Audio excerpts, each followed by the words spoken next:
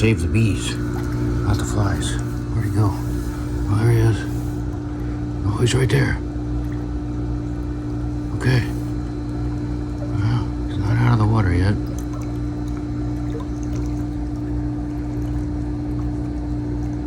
Maybe he'll figure it out eventually that he needs to get out of the water and get dried off. He doesn't end up getting sucked in there. He's under the net. Oh, there he is. He's got the net. Out of the water. He's a little confused.